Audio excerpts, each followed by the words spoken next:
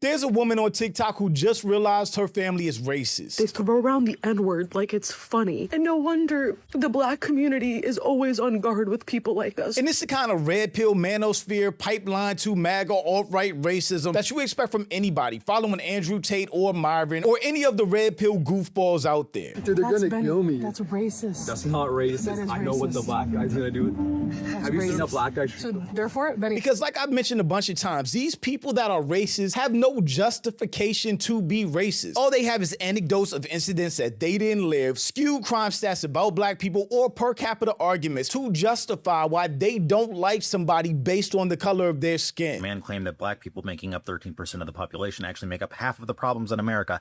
I pointed out a few things like serial killers, child rapists, and mass shootings, and never got a response. White people, if you're talking about this and you're claiming that black people are the problem, you need to shut the fuck up. And like we talked about in the Kyrie video, the truth of racism is stupid. You know how ignorant you gotta be to put somebody in a tree and hang them because they're black? But the only way it will ever be stopped is if white people start calling out other white people for being racist. My family is racist. Let's talk about it. Specifically, my brothers. But I'm Jew. Welcome to the channel. Please like and share the video. Don't forget to sub. Now, let's get into it. My family is racist. Let's talk about it. Specifically, my brothers. They were just making jokes about if there was a white man and a black man in front of you guys and they were both aggressive and you had a gun, which one would you kill first? And they didn't say it was the white man. Her saying that is crazy enough, but she actually recorded the conversation of them saying this. You can't look at a black and white person and say you would shoot the black person instead of the white person just because they're black. One bullet, you gotta shoot somebody. No. I'm killing the black. Dude, they're gonna kill me. That's racist. That's not racist. That is I know what the racist. black guy's gonna do.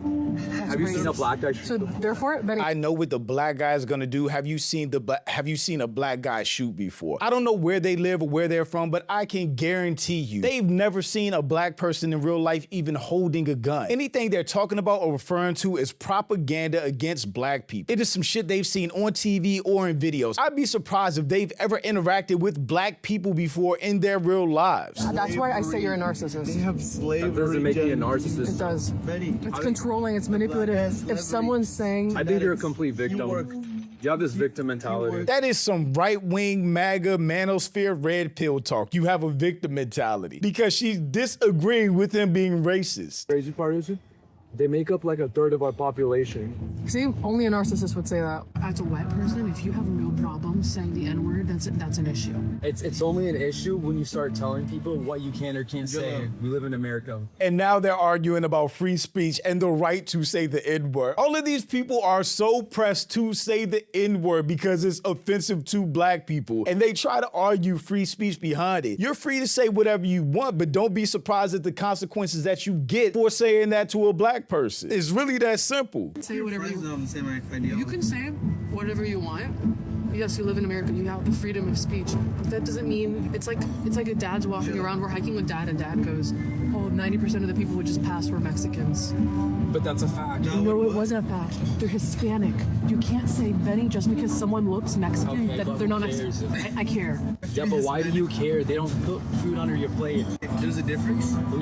Are you being dumb right now? A narcissist That isn't. points it back and says you're the victim when they don't take any I'm accountability. only saying you're a victim. You're only a victim because of the mentality, not because of the... No, I'm you're not. saying I'm a victim because I'm calling you guys out I'm for not being saying- racist. The problem with this is there are no consequences for their actions. Even with her, that's their sister. But she's sitting down at lunch with them saying how racist they are while still eating and having lunch with them. When it comes to situations like this between family members or friends or whatever it is, because they're all white, because they're related, because they're friends, it just is an ideological argument instead of a line in the sand of you're racist, I won't have anything to do with you moving forward. If she's still going to interact with them and not make a line in the sand, or there are no real consequences for their beliefs, for their ideologies, for the racism that I assume they act out online at least, then this is just a family argument about something that has no real meaning, that won't enforce any real change, especially in those brothers. But also, I don't want to knock her down. She definitely deserves credit for calling out her brothers for being racist. Literally, brother says the N-word all the time. This is some clavicular shit. First of all, what kind of freaking question's that? Second of all, like, that's not funny.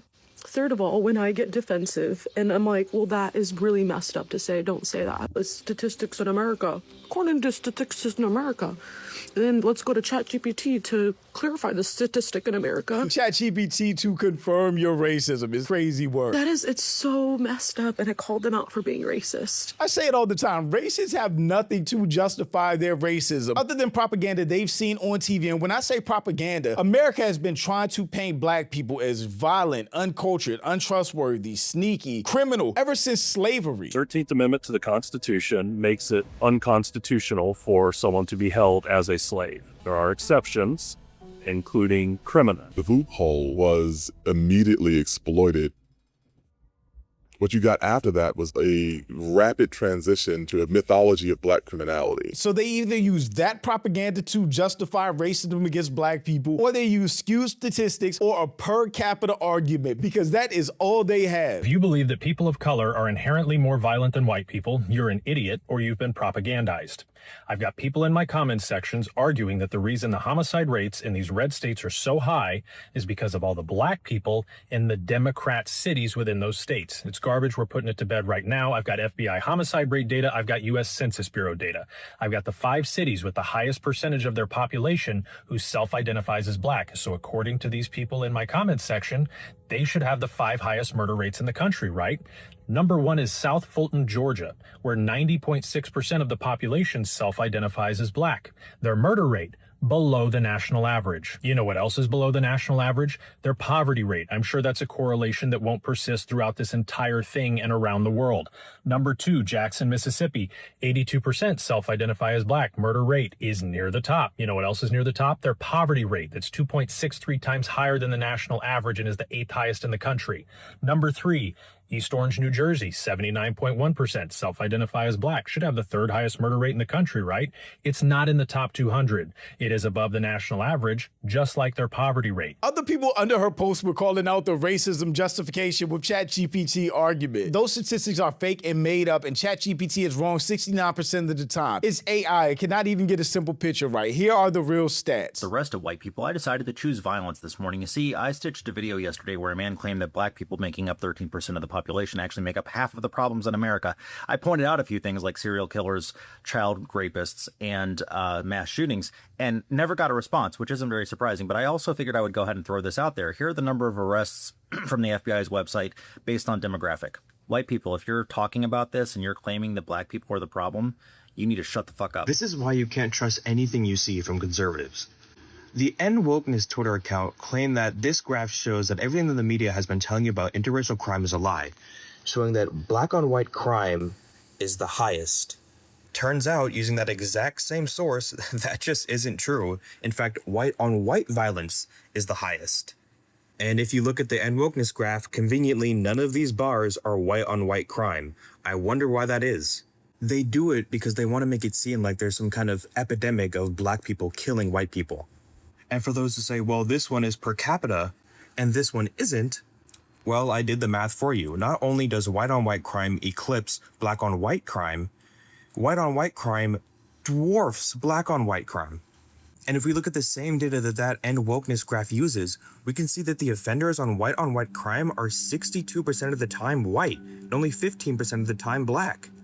That's why you always need to check when someone presents data, especially with conservatives, because they're just trying to push their own agenda. It's so messed up, and I called them out for being racist. And one of them was like, yeah, I'm racist, and I'm proud to be racist.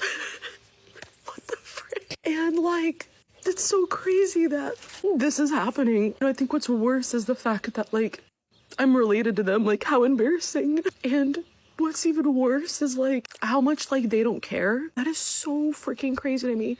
They call every Hispanic person that looks even slightly Hispanic Mexican. They call all Asians Chinese, and they don't even want to learn that there's a difference. And you know what sucks even more is that we're all doing this in the name of Jesus and God, and that God would be pro-ICE. White Christian nationalism is one of the worst things out there because they are using Christianity and the Bible to justify bigotry, racism, hell, even slavery. The institution of slavery is not inherently evil. I know. Some of you guys are upset by that. Some of you guys are saying, I've been saying that for years.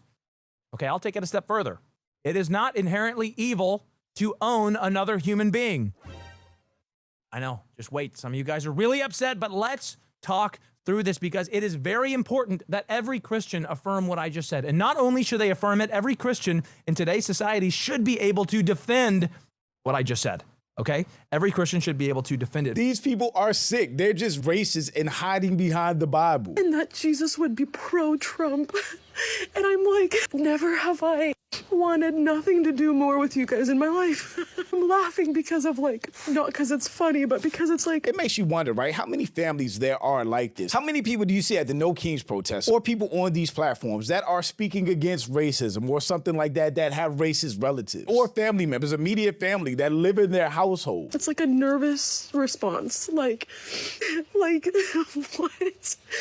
And no wonder the Black community is always on guard with people like us. No wonder anytime people hears that you love Jesus or you love God, they want to run. It's because of this. I definitely agree with that. The way people are pushing and manipulating religion, which isn't anything new, but is way more in your face and out there right now, is a reason that a lot of people have a problem with religion. And I absolutely get it. Anyways, it's just like heartbreaking, frustrating. I don't even really care that like I'm deemed the sensitive one, the emotional one, because I'm constantly calling them out. I'm the victim and I'm always trying to pick a fight. But like, I'm really proud of myself for like, every time anything has been said, I have stuck up. I've been like, you can't say that. That is not just disrespectful. That is racist.